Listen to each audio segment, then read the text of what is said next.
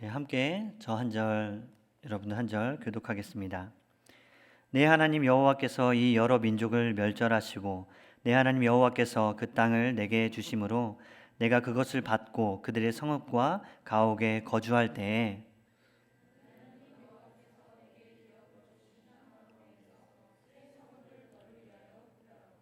내 하나님 여호와께서 내게 기업으로 주시는 땅 전체를 세 구역으로 나누어 길을 닫고 모든 살인자를 그 성읍으로 도피하게 하라.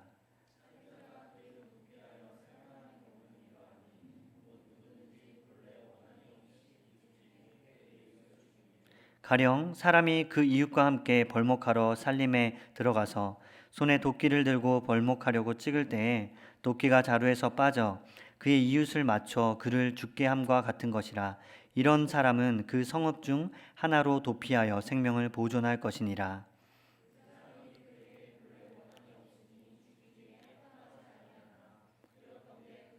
보복하는 자의 마음이 복수심에 불타서 살인자를 뒤쫓는데 벌면 그를 따라 잡아 죽일까 하노라. 그러므로 내가 내게 명령하기를 새 성읍을 너를 위하여 구별하라 하노라. 내 하나님 여호와께서 내 조상들에게 명령하신 대로 내 지경을 넓혀 내 조상들에게 주리라고 말씀하신 땅을 다 내게 주실 때 또 너희가 오늘 내가 너희에게 명령하는 이 모든 명령을 지켜 행하여 내 하나님 여호와를 사랑하고 항상 그의 길로 행할 때에는 이 셋 외에 새 성읍을 더하여 내 하나님 여호와께서 그리하면 그의 피가 내게 돌아가지 아니하니라. 그러나 만일 어떤 사람이 그의 이웃을 미워하여 엎드려 그를 기다리다가 일어나 상처를 입혀 죽게 하고 이 한 성읍으로 도피하면 그 본 성읍 장로들이 사람을 보내어 그를 거기서 잡아다가 보복자의 손에 넘겨 죽이게 할 것이라. 내 눈이 그를 긍휼히 여기지 말고 무죄한 피를 흘린 죄를 이스라엘에서 제하라. 그리하면 내게 복이 있으리라. 아멘. 도피성의 은총이라는 제목으로 말씀을 증거하겠습니다. 여러분 힙합을 좋아하시나요? 아닌 것 같아요. 반응이 좋지 않은 것 같은데, 저는 지금은 잘 듣지 않는데 전에는 그래도 저도 20대 때, 30대 초반 이럴 때 힙합을 조금 들었던 것 같습니다. 근데 뭐 다양하게 듣지는 않았던 것 같아요. 주로 한 가수의 음악을 들었었는데 다이나믹 듀오라는 그룹을 좋아하고 그 음악을 많이 들었던 것 같습니다.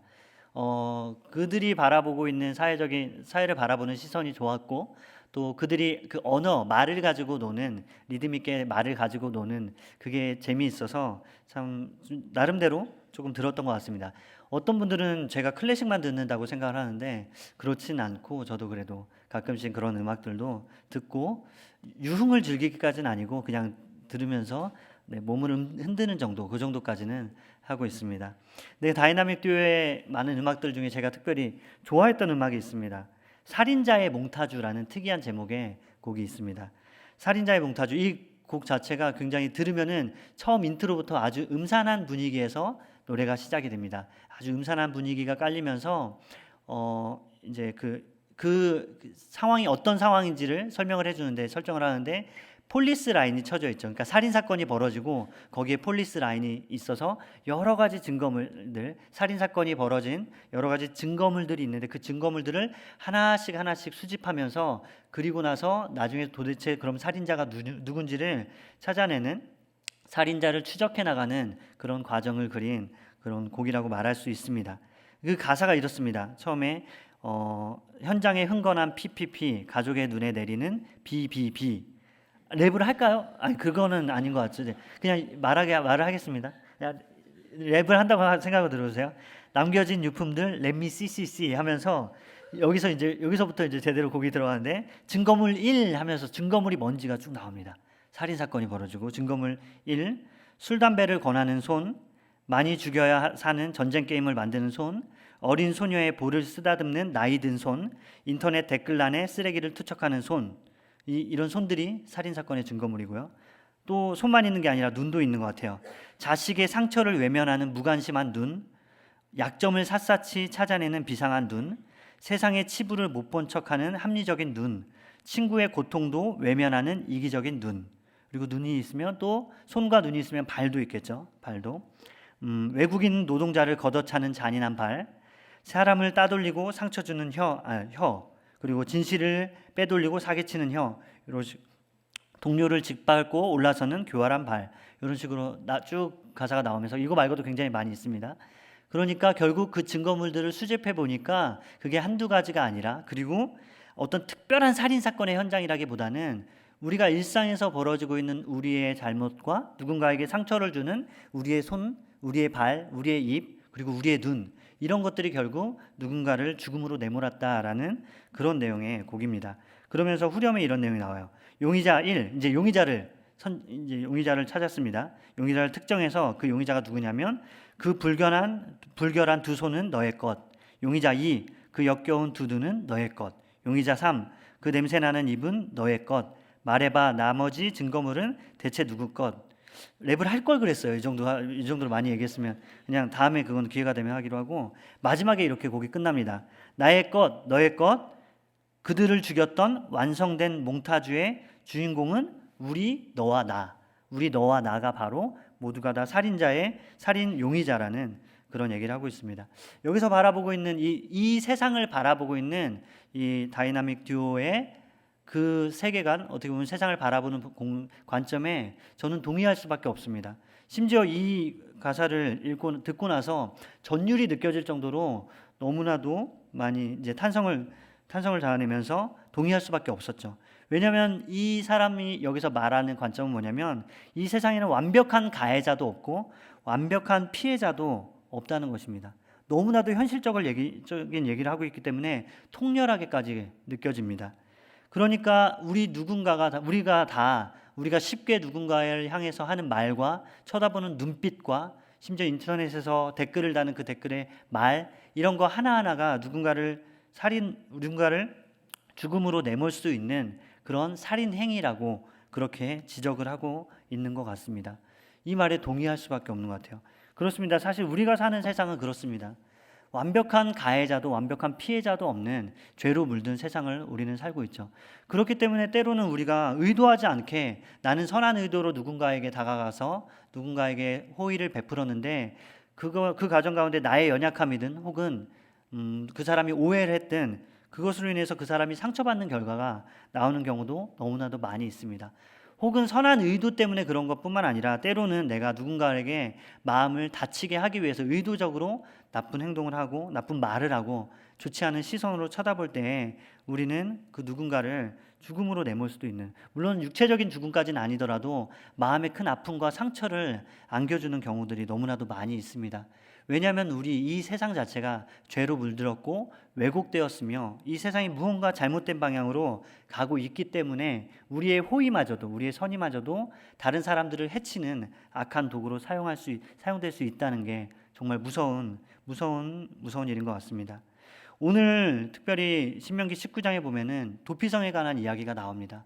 오늘 하나님께서 왜 신명기 말씀을 하시다가 굉장히 생뚱맞게 어떻게 보면은 이 맥락에 맞지 않게 갑자기 어떤 특정한 땅에 대한 이야기를 하시면서 이 세상 사람들이 일반 국가에서는 공감할 수 없는 특별한 땅을 하나님께서 지정하시면서 그것에 대해서 이야기하시는지를 우리가 보면은 하나님께서 이 땅에서 힘들게 살아가는 우리에게 위로와 또 우리에게 평안과 우리에게 다시 한번 기회를 주기 위해서 하나님이 은총을 베풀고 계시는구나라는 것을 우리는 알 수 있습니다.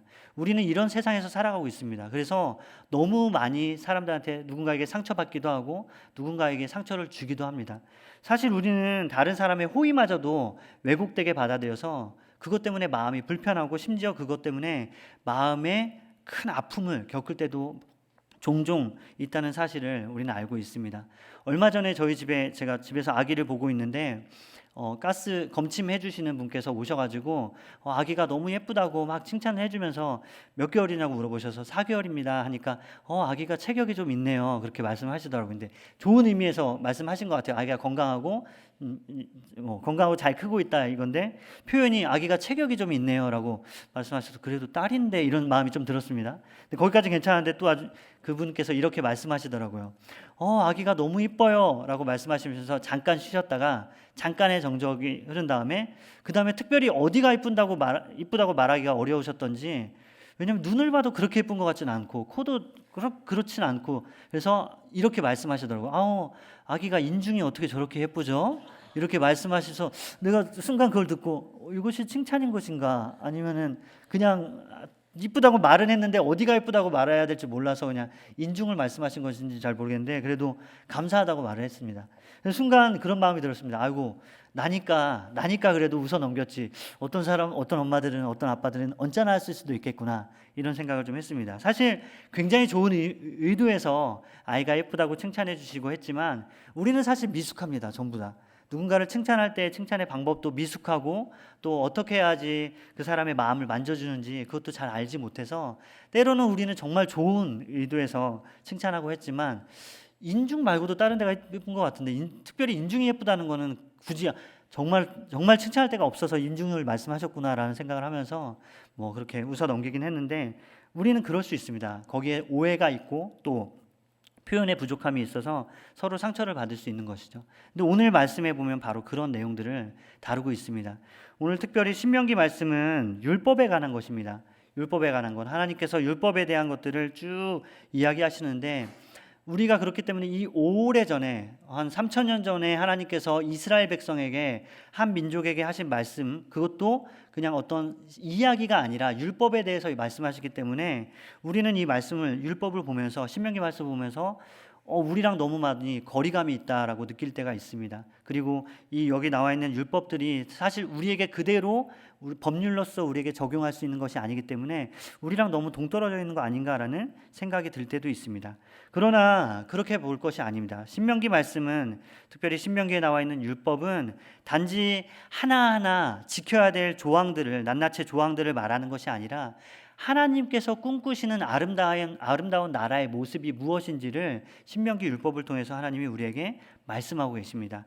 그래서 하나님이 꿈꾸시는 어떤 아름다운 국가를 세우는 하나의 설계도와 같은 말씀이 신명기라고 할 수 있습니다.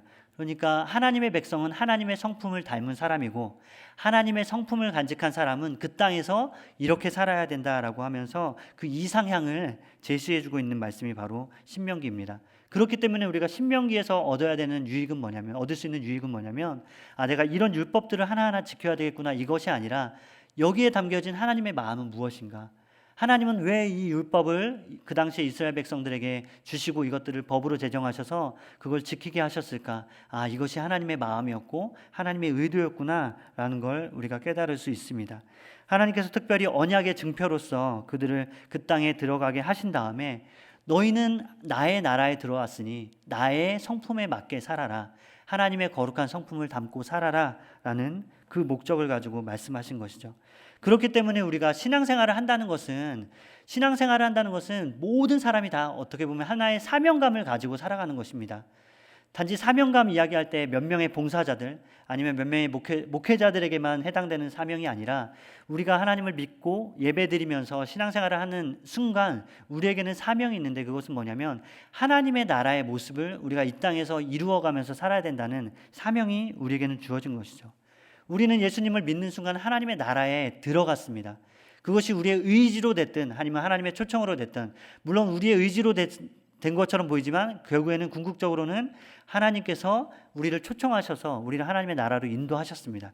그러면 우리에게 무슨 사명이 있냐면 그 나라에 맞는 모습으로 살아야 되는 그 사명이 우리에게 있는 것이죠.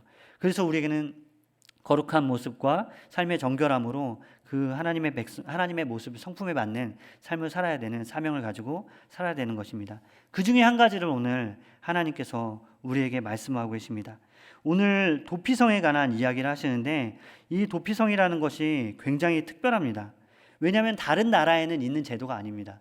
18장이나 17장이나 또 뒤에 나오는 본문들은, 어떤 본문들은 그 당시에 고대 사회에 있는 다른 나라, 다른 민족에게 적용해도 굉장히 유익하고 좋은 그런 법률들이라고 말할 수 있습니다. 물론 제사장에 관한 규례들, 레위인에 관한 규례, 또 예배드리는 절차에 대한 규례들은 이스라엘 백성에게만 해당되지만 다른 것들, 연약한 자들을 돕는다거나 또 가난한 자들을 보살펴주는 이런 것들은 다 모든 민족에게 적용될 수 있습니다. 그런데 이 도피성은 그 당시에 어떤 민족도 생각하지도 못했고 상상하지도 못했던 하나의 제도를 하나님께서 그들에게 제시하고 있습니다. 그것은 뭐냐면 누군가가 일상생활을 살면서 누군가가 자기도 모르게 실수로 누군가를 해칠 수 있습니다. 옆에 있는 친구, 오늘 말씀에 나와 있는 예가 그거죠. 친구와 함께 나무를 베러 갔습니다. 나무를 베러 가는데 내가 도끼질을 하다가 그 도끼가 도끼 자루에서 떨어져 나가서 그게 날아가서 같이 나무를 벤 사람의 머리에 맞아서 그 사람을 죽게 할 때가 있습니다.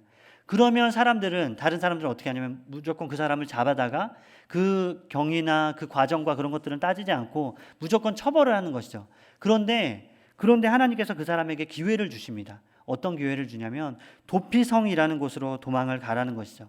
그 도피성이라는 곳으로 도망을 가서 그곳에 거주하면 우선은 그 사람이 얘기하는 자초지정을 들어볼 수도 있고 그 사람이 거기에 의도가 있었는지 고의적인 마음이 있었는지 없었는지를 판단하는 장로들이 있고 그것들을 잘 판단해서 그 사람이 의도가 없었다면 그 사람을 누구도 해치지 않도록 보호해 줄 수 있는 그런 특별한 제도가 거기에 하나님의 백성 가운데 하나님의 땅 가운데 있었다는 것을 우리가 알 수 있습니다.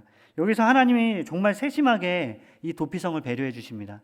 하나하나 살펴보면 하나님이 이 정도로 세심하게 배려해 주시는구나 알 수 있는데 도피성을 하나만 이스라엘 땅 전체 하나만 두라고 하신 게 아니라 3개의 도피성을 두라고 하나님이 말씀하십니다. 그러면서 그 이유가 뭐냐면 누군가가 이런 실수를 저질러서 도망을 갈 때 너무 그 도피성이 내가 거하는 곳은 내가 사는 곳은 남쪽인데 도피성의 북쪽에 있으면 도망을 가다가 누군가한테 잡혀서 처형당할 수 있기 때문에 그러한 일이 없도록 혹은 도망을 가다가 지쳐서 포기할 수도 있기 때문에 그런 일이 없도록 전국의 땅을 3개로 분할해가지고 그 중간에 적절한 위치에 도피성 3개를 마련하라는 것이죠. 그것은 누구도 하나님의 보호와 은혜에서 소외되는 사람이 없도록 모두가 다 그곳에 가서 안전하게 거할 수 있도록 그 사람을 보호해 줄 수 있는 그런 제도를 하나님께서 만들으라고 말씀하시는 것입니다. 여기 살인사건이 벌어졌습니다. 살인사건이 벌어졌으면 이 땅에 사는 사람들이 해야 되는 당연한 절차는 무엇이냐면 우선은 그 사람을 잡아야죠. 우선은 잡고 처벌하고 물론 공정한 재판의 과정이 있지만 우선은 그 사람을 결박하고 그 사람에게서 자유를 빼앗아 버립니다. 그러나 하나님은 그렇게 하지 않고 우선은 도피성이라는 제도를 마련하셔서 그곳에 도피하라는 것이죠. 세상 사람들은 살인자라는 가장 흉악한 사람들을 추적하고 잡고 그 사람들을 처형하는 데만 관심이 있습니다. 그러나 하나님의 관심은 어디에 있냐면 그렇게 악한 일을 저지른 자라 할지라도 그 사람에겐 사연이 있겠지. 그렇게 결과가 끔찍한 결과를 낳았다 할지라도 그 사람에게는 뭔가 말 못할 사연이 있고 그 사람에게는 자초지정이 있지 않을까라는 그 하나님의 마음이 이 제도에 담겨 있는 것이죠. 그렇기 때문에 누군가를 처벌하고 누군가를 심판할 때 곧바로 그 사람을 비난하거나 살인자로 몰아세우고 정죄하는 것이 아니라 그 사람의 이야기를 들을 수 있는 어떻게 보면 하나의 제도와 방편을 마련하는 것이죠. 여러분 누군가를 살인했다는 것, 어떤 한 사회에서 한 공동체 안에서 살인자로 몰려서 살인자의 취급을 당한다는 것, 이거는 그 사람이 가장 큰 죄인이라는 낙인이 찍힌 것이고 이것은 뭐냐면 모든 그 공동체 안에 있는 모든 사람이 그 살인자를 함부로 해도 된다는 그런 공적인 그런 인정이 거기에 있는 것입니다. 공적인 행위인 것이죠. 거기에 누군가를 살인자로 낙인 찍었다면 모두가 다 인정하는 건 뭐냐면 이 사람한테는 함부로 해도 된다. 이 사람은 살인자이기 때문에 이 사람은 막대해도 되고 심지어 마음에 분노가 있는 사람, 그러니까 죽음을 당한 사람의 가족이나 그런 사람들은 이 살인자를 위해서 복수를 해줘도 된다라는 것이 그냥 고대 사회에서 암묵적으로 동의하는 그런 가치관이었습니다. 그러나 하나님은 다릅니다. 살인자라고 낙인 찍힌 가장 연약한 사람, 누구에게도 보호받을 수 없고 누구에게도 돌봄을 받을 수 없는 그 사람마저도 하나님은 보호하시겠다는 거죠. 여러분 한 공동체 안에서 살인자라고 비난받는 사람이 설 자리가 있습니까? 아니요, 그 사람이 자신 있게 드러내놓고 다닐 수나 있을까요? 살인자 한 사람만 비난받는 것이 아니라 그 집안의 모든 사람들이 그 공동체 안에서 살아갈 수가 없습니다. 내가 살인자라고 낙인 찍히는 순간, 그것이 실제로 저지른 일이건 아니면 오해, 누명을 써서 내가 살인자라는 낙인을 찍혔든 그거와는 상관없이 만약에 누군가가 살인자라는 그런 확신이 있다면 그 사람은 공동체 안에 설 자리가 없습니다. 그 사람은 사람의 대우를 받을 수도 없고 사람의 대접을 받을 만한 자격도 없는 것이죠. 그러나 하나님은 다르다는 것입니다. 하나님은 그런 사람마저도 은혜 받을 수 있도록, 그런 사람마저도 이야기를 할 수 있고, 그런 악한 일을 저지른 그런 비극적인 결과를 초래한 사람마저도 하나님의 은혜의 날개 안에 들어오면 쉼을 얻을 수 있도록, 그리고 하나님의 보호를 받을 수 있도록 하나님은 은총을 베푸신다는 것이죠. 살인자는 은혜 받을 만한 자격이 전혀 없는 사람입니다. 은혜 받을 만한 자격도 없을 뿐만 아니라 자신의 어떤 권리도 내세울 수 없는 사람이 바로 살인자인데, 하나님은 심지어 그 사람마저도, 모든 사람이 함부로 대해도 괜찮은 그 사람마저도 하나님은 배려하시고 그 사람에게 기회를 주시는 하나님의 사랑과 하나님의 은총이 거기에 있는 것이죠. 2절에 분명히 이렇게 말씀하고 계십니다. 내 하나님 여호와께서 내게 기업으로 주시는 땅 가운데에서 새 성읍을 너를 위하여 구별하고, 그 새 성읍을 구별하는 이유가 바로 이 연약한 자들, 세상 사람들이 다 비난하고 손가락질하며 살 자격이 없다는, 그 생명의 가치도 없다는 살인자를 위해서 하나님은 땅을 구별해서, 그 땅이 얼마나 귀합니까, 여러분? 땅이 귀하고 땅 하나하나를 소중히 여기는 그런 것인데, 그런데 하나님은 그 살인자를 위한 땅을 따로 마련하신다는 것이죠.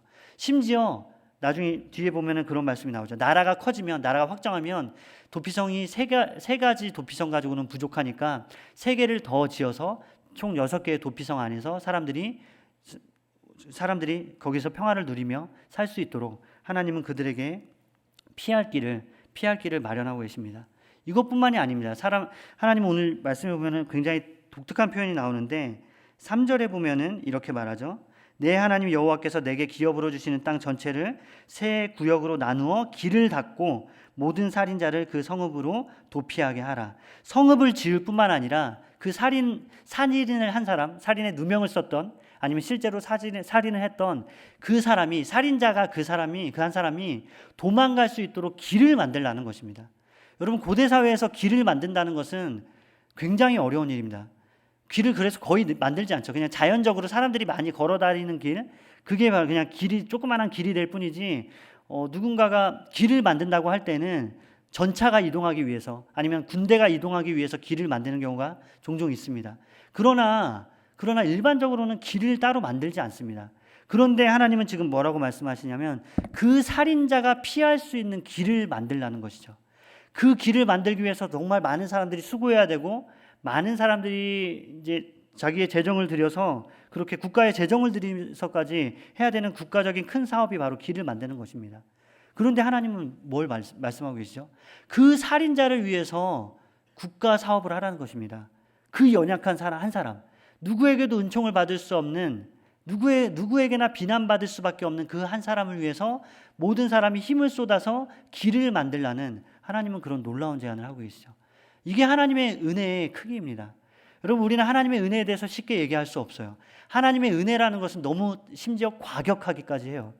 여러분, 우리 중에 누가 살인자를 위해서, 누가 나의 마음에 상처를 준 사람을 위해서 내 재정과 내 시간과 물질과, 심지어 나 한 사람뿐만 아니라 우리 공동체 전체가, 우리 공동체를 해를 가한 그 한 사람을 위해서 수고하는 경우가 어디에 있습니까? 이거는 현대사회에서 불가능한 것일 뿐만 아니라 우리의 상식으로도 통하지 않는 일입니다.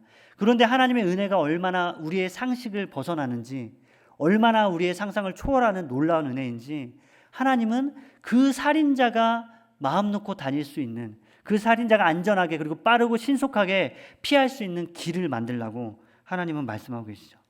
하나님의 은혜는 이 정도입니다. 그래서 하나님의 은혜는 너무나도 가격하고, 하나님의 은혜는 용서하지 못할 사람이 없어요. 하나님의 은혜는 그 하나님의 은혜 앞에서 자기의 죄가 사함받지 못할 사람이 없는 것입니다. 이 살인자마저도 하나님의 은혜로 보호를 받고 거기에서 자유를 얻을 수 있는, 다시 한번 그 기회를 얻을 수 있다면, 우리는 그 하나님의 은혜 안에 거할 때 우리가 다 평안을 누릴 수 있고, 우리가 다 하나님의 은혜 안에서 안전히 거할 수 있는 것이죠. 하나님의 은혜는 그 정도로 크다는 것이죠. 여러분, 사람을 죽인 죽인 살인자를 하나님께서는 왜 이렇게까지 배려하시는 걸까요? 너무 큰 배려 아닙니까?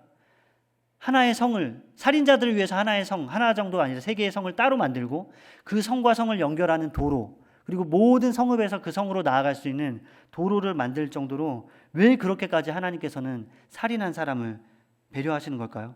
왜냐하면 하나님은 그 사람의 마음에 의도를 아셨기 때문이에요. 이거는 모든 살인자에게 해당되는 것이 아니라고 분명히 하나님은 말씀하십니다.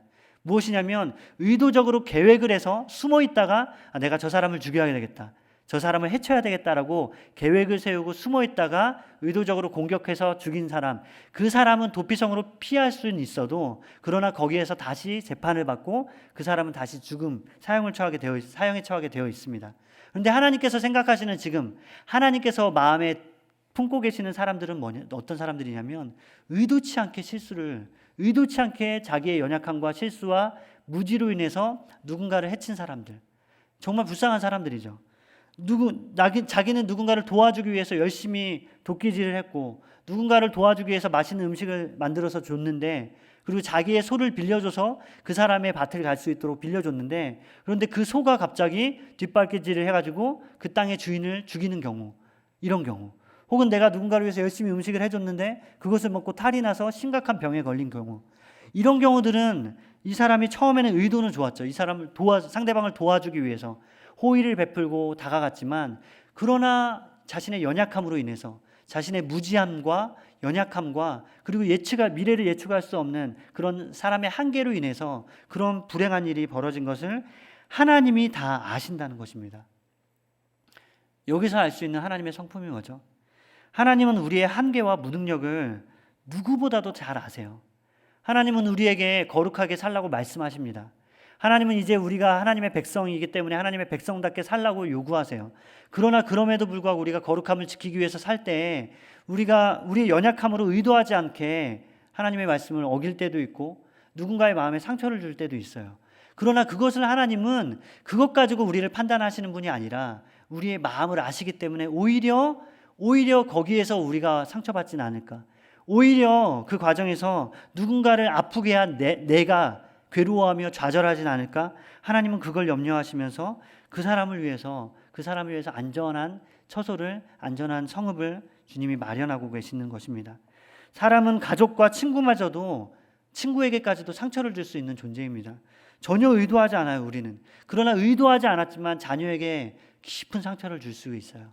전혀 의도하지 않고 바라지도 않고 심지어 누군가의 마음을 고쳐주고 싶었는데, 그래서 열심히 권면하고 위로해주고 시간을 보냈는데, 그러나 그것 때문에 돌아오는 결과는 뭐냐면 오히려 나의 미숙함으로 인해서 그 상대방이 괴로워하고 아파하고 많은 마음의 상처를 받는 경우도 있습니다. 분명히 그것이 있어요. 그럴 때 그 마음의 상처를 받은 사람만큼이나 괴로운 존재가 누구냐면 그 상처를 준 사람이죠. 누군가에게 상처를 줬다는 것은 정말 괴로운 일입니다. 저도 정말 두려운 것이 뭐냐면, 내가 상처를 받는 것, 다른 사람들에게 상처를 받고 또 내가 열심히 교회에서 봉사하고 섬기며 말씀을 가르칠 때 누군가에게 상처를 받는 것, 이것도 두려운 일이에요. 그러나 더 두려운 것은 뭐냐면 나의 미숙함으로 인해서 누군가가 소외될까 봐 두렵고, 내가 말씀을 가르칠 때 나의 무지함과 연약함으로 인해서 또 나의 인간적인 한계로 인해서 누군가가 마음에 상처를 받을까 봐 너무나도 두렵습니다. 강단에서 선포하는 이 말씀 자체가 때로는 기쁨이지만 때로는 두려움으로 다가오는 이유는 뭐냐면, 나는 열심히 증거했는데 때로는 누군가가 목사님, 그 말씀 때문에 내가 마음이 너무 괴로웠어요. 그 말씀 때문에 내가 마음에 상처, 꼭 나에게 하는 말 같아서 내가 마음에 상처를 입었어요 하는 이런 경우들이 있기 때문에 이런 말을 듣는 것이 너무나도 두렵습니다. 왜냐하면 우리는 연약하기 때문이에요. 누군가에게 상처를 줄 수 있고 누군가의 마음을 아프게 할 수 있습니다. 그럴 때 감사한 것은 뭐냐면 하나님은 우리의 연약함을 아신다는 거예요. 내가 너의 연약함을 안다. 너는 그런 의도가 아니었지. 너는 누군가를 섬기기 위해서 그렇게 수고하고 봉사하고 열심히 했지만, 그러나 너의 무지함으로, 너의 연약함과 한계 때문에 다른 누군가의 마음을 아프게 했구나. 내가 너를 안다. 내가 너를 쉬게 할게 하고 그 도피성으로 우리를 바라보시는 것입니다. 사람은 누군가 상대방의 의도와 또 상대방의 마음을, 상대방의 그런 정황들을 잘 고려하지 않아요. 그냥 결과, 저 사람이 나한테 이렇게 말했다, 저 사람이 나한테 이렇게 뼈아픈 말을 했다, 이 한 가지 사실만을 가지고 누군가를 미워하기도 하고 그 사람한테 상처를 입었다고 말하기도 합니다. 그러나 하나님은 그 현상만 바라보지 않으세요. 하나님은 심지어 살인사건이라는 끔찍한 일이 벌어졌지만 사람들은 살인사건이라는 그 하나의 현상만 바라보지만 하나님은 그 과정을 다 바라보시고 그 과정 가운데 죽은 사람만 마음 아픈 것이 아니라, 죽은 사람만 고통을 당하는 것이 아니라 상처 입힌 사람, 또 가해자, 이런 사람들도 누군가 그것 때문에 괴로워한다는 것을 하나님이 아시고 그 사람을 만져주시는 것이 바로 하나님의 의도라는 것을 우리가 깨달아야 합니다. 하나님의 마음은 바로 여기에 있습니다. 하나님은 자신의 은혜에서 소외된 사람이 한 사람도 없기를 원하십니다. 물론 의도적으로 정말 나쁜 마음으로 누군가를 해치려고 하는 것은 당연히 하나님은 그것을 심판하실 것입니다. 당연히 벌 주시고 그 사람이 다시 하나님께 돌아오지 않는 한 그 사람은 정말 많은 심판과 고통의 세월을 보낼 것이 분명합니다. 그러나 그런 것이 아니라 우리가 신앙생활하고 또 공동체 안에서 서로 교제하고 서로 봉사하고 섬기면서 같이 예배드리는 지체로 우리가 서로 수고하며 섬길 때 그때 의도하지 않게 누군가에게 상처 준 마음, 그것이 나에게 너무 괴롭죠. 그러나 하나님이 그걸 아신다는 거예요. 그리고 하나님이 아실 뿐만 아니라 그 문제를 하나님이 개입하셔서 그것을 적극적으로 해결하시고 하나님이 덮으시려는 그 마음, 그 하나님의 은혜가 거기에 있다는 것을 우리는 알아야 합니다. 하나님이라면 이것이 가능합니다. 여러분, 사람은 사실 사람의 의도를 알 수 없어요. 그렇기 때문에 재판이 필요한 이유는 뭐냐면 공정한 재판과 그 과정을 통하여서 사람의 의도는 정확히 파악할 수 없지만 최대한 그 사람의 의도를 파악해서 그 사람이 불미스러운 그러니까 부득이한 사정 때문에 이런 범죄를 했다면 정상참작이라는 것이 있습니다. 사람에게는. 그래서 그 사람이 연약한 가운데 누군가에게 해를 가했다면 그 사람이 좀 그 사람에게 처벌을 감량해 주는 경우가 분명히 있죠. 그러나 이것을 정확하게 할 수는 없습니다. 사람이기 때문에. 우리에게는 한계가 있고 누군가의 마음을 다 헤아릴 수 없기 때문에 한계가 있어요. 그러나 하나님의 나라에서는 이게 가능하다는 거예요. 하나님은 모든 것을 보시고 모든 상황을 파악하시고 모든 의도를 다 아시기 때문에 하나님의 나라에서는 억울함을 겪는 사람이 없어야 된다는 게 바로 하나님 나라의 원리입니다. 이것이 하나님의 꿈꾸신 나라이고 하나님의 율법의 정신이라고 말할 수 있어요. 여러분, 그렇기 때문에 하나님 나라 안에서는 억울하거나 소외된 자가 없습니다. 내가 너무나도 억울하고 속이 터져서 그럴 경우에 자기 이제 민족의 조상들에게 가면은, 자기 지역을 이렇게 관할하는 장로들이나 제사장에게 가면은 그 억울함을 들어줍니다. 그리고 그 억울함을 해소시켜주고 그 억울함을 만져주죠. 그 사연을 들어줘요. 그러나 이 현대사회의 제도에는 그런 경우가 없죠. 그러나 하나님의 나라에서는 가능하다는 거예요. 왜냐하면 하나님이 다 판단하시고 그 은혜가 모든 이야기를 들어줄 준비가 그 은혜 안에는 있기 때문에 하나님 나라에서는 가능하다는 것입니다. 여러분, 그래서 하나님의 나라에는 복지사각지대라는 말이 없습니다. 여러분, 복지사각지대라는 말이 있죠. 우리 이제 이 나라가 많은 복지를 관심을 가지고 여러 가지 지방자치단체에서 연약한 자들을 보호해주기 위해서 여러 가지 방법들과 제도들을 통해서 연약한 자들을 돕습니다. 그러나 도우려고 찾고 또 찾았는데 결국에는 찾지 못해서 그 수혜를 누리지 못하는 연약한 자들이 있어요. 그래서 복지 사각지대 안에서 살아가다가 살 방법과 도리를 찾지 못해서 스스로 목숨을 끊는 경우들이 종종 있습니다. 너무나도 비참하고 슬픈 일이죠. 그런데 다행인 건 뭐냐면 하나님의 나라에서는, 이 은혜의 세계 안에서는 복지 사각지대라는 말이 통하지 않는다는 것이죠. 모든 사람이 다 은혜를 받을 수 있습니다. 연약한 사람들, 누군가에게 상처를 줬던 사람들마저도 하나님 앞에 도움을 구하고 나아가면 그 사람이 다시 하나님께로 돌아올 수 있는 그 은혜가 하나님의 나라에 있다는 것을 우리는 기억해야 합니다. 하나님께서는 이 복수심을 불태우기 위해서 도피성이라는 제도를 마련하셨어요. 여러분, 누군가가 죽었을 때, 만약에 내 가족이 죽었다고 생각을 해보세요. 내 사랑하는 누군가가 죽었어요. 그러면 그 사람은 어떻게 되냐면 마음의 복수심으로, 불타는 복수심으로 마음이 가득합니다. 그러면 그 사람이 이제 나의 가족을 죽인 사람, 그 사람의 이야기를 들으려고 하는 것이 아니라 그 불타는 복수심을 제어하지 못해서 그 사람을 죽이기 위해서, 그 가해자를 죽이기 위해서 쫓아가죠. 그런데 도피성이라는 제도가 주는 그 이점은 뭐냐면, 도피성의 제도가 주는 목적은 뭐냐면 그 불타는 복수심을 차갑게 쉽게 하는, 잠재우게 하려는 것이 의도가 바로 여기에 있습니다. 하나님은 불타는 복수심을 가지고 살아가는 그 땅을 원하지 않기 때문에 그렇게 뜨거운 마음으로 그렇게 막 불타는 복수심을 가지고 살아가는 그들이 고통받는 것을 안타까워하셔서 너희들은 도피성으로 가라 라고 하나님은 그렇게 말씀하고 있습니다. 이것은 인간의 본성에 맞지 않아요. 우리가 한 대를 맞으면 두 대를 때리고 싶고 내가 누군가에게 당하면 그 이상으로 갚아주고 싶은 것이 바로 사람의 자연스러운 마음입니다. 그런데 하나님은 그렇게 하지 말라는 것이죠. 왜냐하면 내 마음에 복수심을 가지고 살아가는 순간 내 안에 새로운 지지욕이 생기는 것과 똑같습니다. 내가 복수를 한다고 해서 내 마음이 해결되지 않아요. 내가 복수를 하면 그 다음부터 나는 다시 고통스러운 마음을 가지고 살게 되어 있습니다.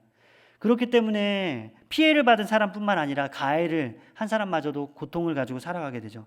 하나님은 그 마음의 아픔과 고통을 다 잠재우시겠다는 그 선한 은혜, 이것이 바로 여기에 있는 것입니다. 그럼에도 불구하고 이것을 오용하는 사람들, 남용하는 사람들이 나올 수 있어요. 의도적으로 누군가를 죽여놓고 도피성으로 막 도망가가지고 나 좀 살려주세요. 내가 고의로 그런 것이 아닙니다 하면서 그냥 그곳에 가서 살려는 사람들이 있을 수 있습니다. 그래서 하나님은 그 제도를 옳지 않게 쓰는 사람들을 방지하기 위해서 그것을 엄밀하게 따지고 하나님께서 지혜를 주시는 장로들을 세우셨습니다. 그래서 객관적으로 판단하고 잘 따져서 그것들을 잘 듣고 판단하라는 것이죠. 물론 도망간 사람은 잠시 자유를 얻을 수 있습니다. 그 땅에서 자유를 얻을 수 있죠. 그 도피성이라는 곳에 도망가면은 도피성 안에서 하나님의 보호를 받으면서 살아야 돼요. 그것은 뭐냐면 한편으로는 내가 누군가를 죽였다면, 의도하지 않게 잘못을 해서 죽였다면 그것은 다시 얘기하면 도피성 안에 평생 살아야 되는 그런 자유의 제한을 당할 수 있다는 것입니다. 그러니까 이건 뭐냐면 내가 의도하지 않게 죽였으니까 난 괜찮아, 그냥 내가 도피성에서 살면 되지 하면서 그렇게 편하게 살 수 있도록 하나님이 그렇게 내버려 두신 것도 아니에요. 하나님은 내가 누군가에게 실수로 잘못을 해서 죽였다면 내가 비록 의도가 없었더라 할지라도 내가 그것에 관한 책임은 질 수 있도록 도피성 안에만 살 수 있게 나의 자유를 하나님께서 제한하셨습니다. 그러니까 하나님은 그 사람의 의도도 보실 뿐만 아니라 너가 실수했으니까 분명히 잘못했기 때문에 도피성 안에서만 그렇게 살아야 된다 하고 그 책임을 질 수 있는 방법까지도 두신 것이죠. 그런데 이 도피성의 제도와 관련해서 오늘 말씀에는 나오지 않는데 같은 이제 도피성에 대한 얘기를 하는 민수기 35장에 보면은 특별한 제도를 한 가지 더 두십니다. 그건 뭐냐면 누군가를 죽여서 도피성에 숨은 사람들은 평생 도피성 안에만 살아야 돼요. 자유를 제한받았으니까. 근데 그 사람이 자유를 얻어서 다시 나갈 수 있는, 도피성을 벗어나서 자기가 살던 고향으로 돌아갈 수 있는 기회가 있는데 그게 언제냐면 그때 그 당시에 이스라엘을 다스리던 그 당시에 이스라엘을 대표하던 대제사장이 죽을 경우에는 도피성에 있었던 모든 살인자들이 자유함을 얻는 그런 특별한 제도를 마련하셨습니다. 이게 의미하는 바가 뭘까요?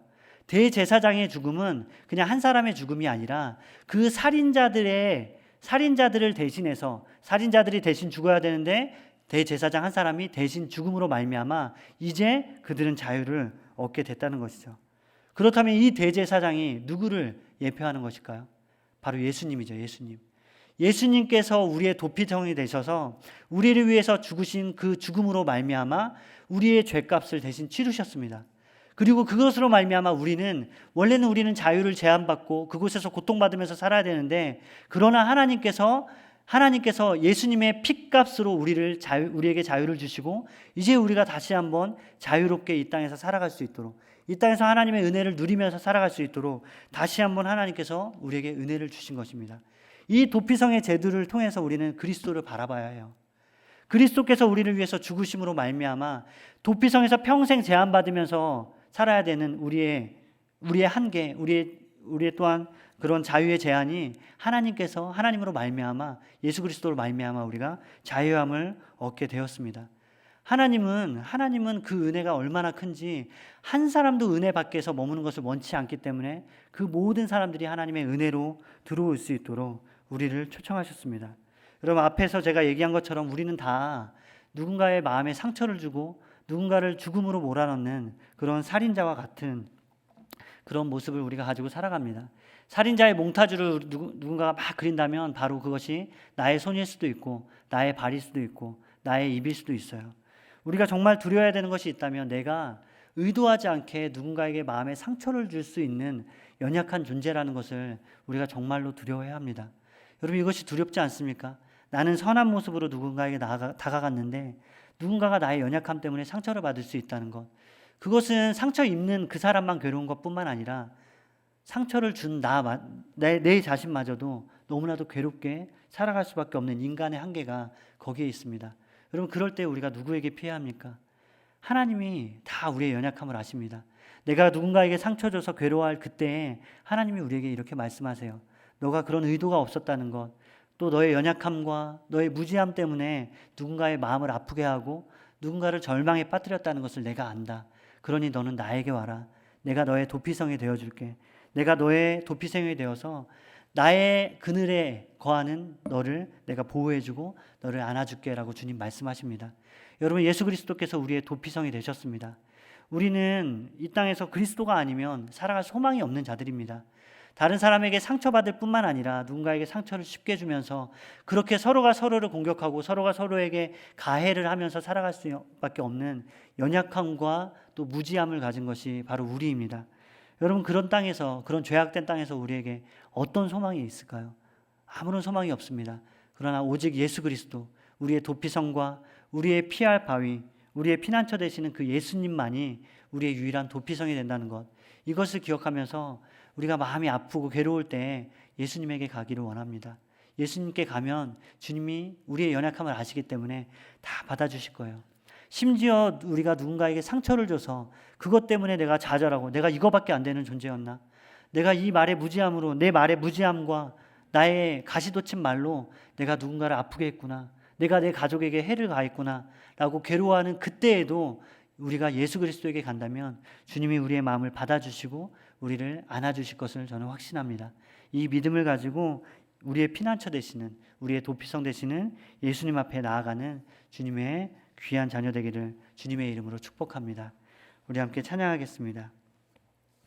함께 찬양할 때 나의 피난처 되시는 그 예수님 앞에 나아가기로 다짐하면서 아무것도 두려워하지 말라, 주 나의 하나님이 지켜주시네, 놀라지 말라, 겁내지 말라, 나의 피난처 되시는, 나의 요새 되시는 그 하나님이 계시기에 두려워 말라라는 그 마음으로 우리가 함께 찬양하겠습니다.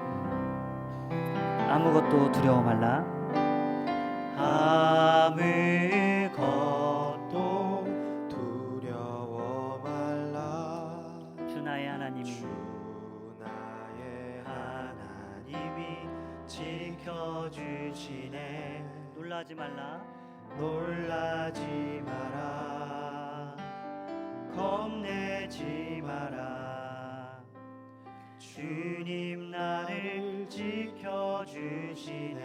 한 번 더 고백합니다. 아무것도 두려워 말라. 아무것도 두려워 말라. 주 나의 하나님이 지켜주시네.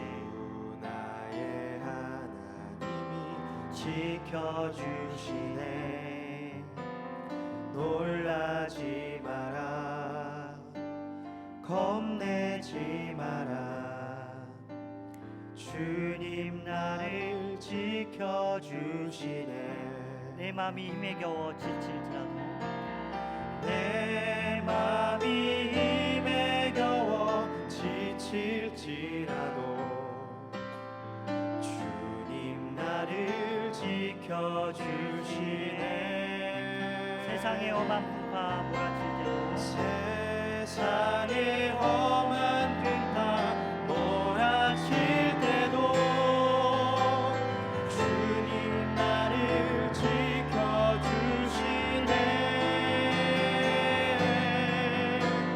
주님은 나의 산성,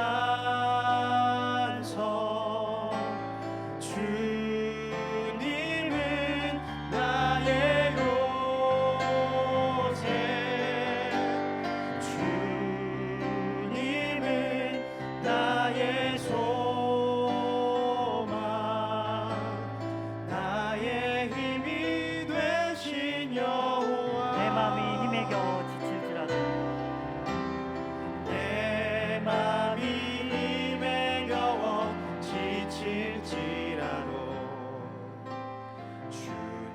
나를 지켜주시네.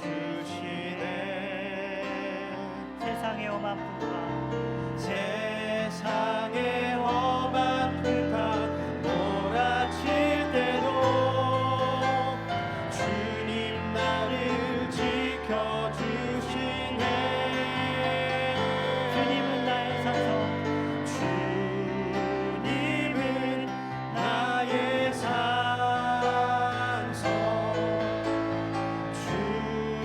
주님은 나의 요새 주님은 나의 소망 나의 힘이 되신 여호와. 우리 이 시간 기도할 때 하나님, 주님이 우리의 연약함을 아심에 감사드립니다. 하나님, 내가 선한 의도를 가지고 나아갈다 할지라도 누군가에게 상처를 줄 수 있는 연약한 자입니다. 나는 누군가를 고치는 자이고 누군가를 일으켜 세워주며 누군가에게 용기와 힘을 주고 싶은데 그런 하나님, 나의 무지함과 나의 죄악과 나의 한계 때문에 오히려 누군가의 마음을 아프게 할 때가 너무나도 많이 있습니다. 그런데 하나님은 그런 나에게도 은혜를 베푼다 하십니다. 하나님은 그런 나에게도 나에게 와라, 내게 와서 쉬고 내게 와서 은혜를 누려라 라고 주님 말씀하십니다. 하나님, 그 은혜에 내가 들어가고 싶습니다. 그 은혜의 나라에 들어가서 하나님과 함께 교제하며 그분의 품에 머물고 싶습니다. 하나님, 내게 은혜를 내려주시옵소서. 내가 무지한 말로 누군가에게 상처를 준 것이 있다면 주님, 나를 용서하여 주시옵소서. 나의 연약함 때문에 누가 좌절한 것이 있다면 하나님, 누군가가 괴로워한 적이 있다면 주님, 나를 불쌍히 여겨주셔서 나를 용서하여 주시고 그 사람에게 다시 한번 힘을 주시고 하나님, 그 사람이 다시 일어나서 하나님께로 나아갈 수 있도록 주님 도와주시옵소서 하고 이 시간 하나님 앞에 기도하기 원합니다. 우리가 그렇게 기도할 때 하나님께서 나의 마음의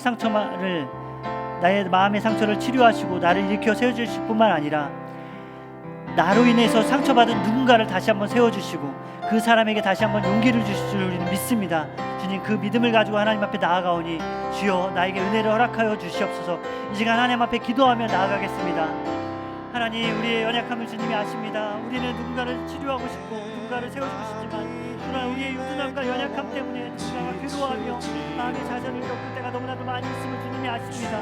하나님, 형제를 상처하는, 형제에게 상처를 주는 연약함이 나의 모습입니다. 하나님, 나는 죄인입니다.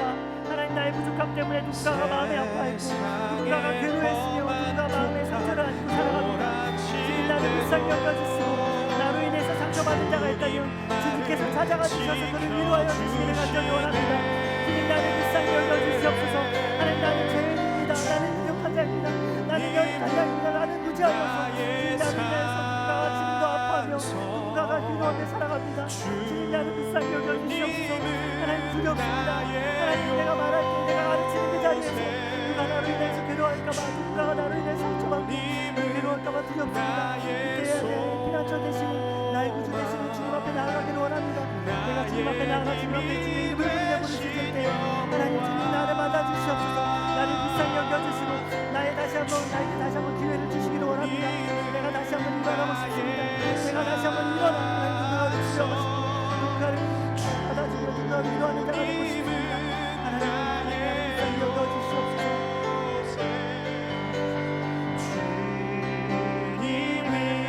나의 소망 나의 힘이 되신 여호와.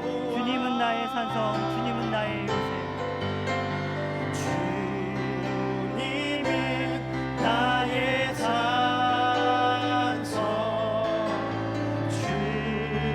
주님은 나의 요새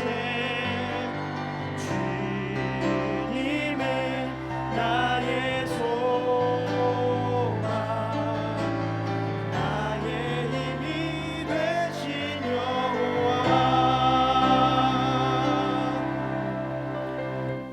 하나님, 주의 은혜가 얼마나 큰 것인지 우리는 다 헤아릴 수 없습니다. 하나님, 주님의 은혜는 너무나도 커서 우리의 상식과 우리의 상상을 벗어나는 것임을 깨닫게 하심에 감사합니다. 하나님은 누군가의 마음을 아프게 하고 누군가의 몸을 상하게 한 자, 그 연약한 자마저도 감싸주시며 그들을 위한 피할 길을 마련하시는 분이 바로 하나님이심을 우리는 믿습니다. 하나님, 우리가 바로 죄인입니다. 우리가 무지한 말로 누군가의 마음을 아프게 한 적이 너무나도 많이 있습니다. 우리의 부족함과 연약함으로 누군가를 좌절에 빠뜨리고 마음에 큰 상처를 준 적이 너무나도 많이 있습니다. 주님, 우리에게 피할 길을 마련하여 주시옵소서. 우리가 눈을 들어 우리를 안아주시는 그 하나님, 모든 악한 자들도, 모든 죄인들도 받아주시고 그 큰 은혜로 덮어주시는 그 그리스도의 나라로 들어가기를 간절히 원합니다. 주님께로 달려나가는 자 되게 하여 주시옵소서. 하나님, 때로는 우리가 의도하지 않게 누군가의 마음을 아프게 해서 내가 너무나도 괴로울 때가 있습니다. 내가 오히려 더 큰 좌절에 빠져서 하나님 절망하며 그렇게 괴로운 나날들을 보낼 때가 있습니다. 그때에 하나님, 우리의 도피성 되시는 예수 그리스도를 생각하게 하여 주시옵소서. 살인자마저도 받아주시는, 의도하지 않게 누군가를 해친 그 연약하고 미련한 자마저도 받아주시는 그 하나님의 은혜를 묵상하게 하여 주시기를 간절히 원합니다. 주님으로 말미암아 회복되게 하시고 주의 그 큰 사랑과 우리의 허물을 덮어주시는 은혜로 말미암아 다시 일어나는 주의 자녀 되게 하여 주시옵소서. 우리가 그래도 우리가 무지한 말로 누군가를 상처 주지 않길 원합니다. 오히려 우리의 입술에 파수꾼을 세워주셔서 우리가 하는 그 말이 연약한 지체들을 세우는 말이 되게 하시고, 상처 있고 위로가 필요한 자들을 위로하며 그들을 고치는 말이 되게 하여 주시기를 원합니다. 주님, 우리에게 지혜를 내려 주시옵소서.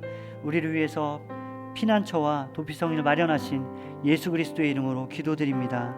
아멘. 이제는 우리 주 예수 그리스도의 은혜와 하나님의 사랑과 성령님의 위로 교통하심의 은혜가, 하나님의 은혜가 절실하여서 그 예수 그리스도의 도피성으로 피난하는 그런 연약한 자들과 또 그런 죄인들에게 이제로부터 영원토록 함께 있을지어다.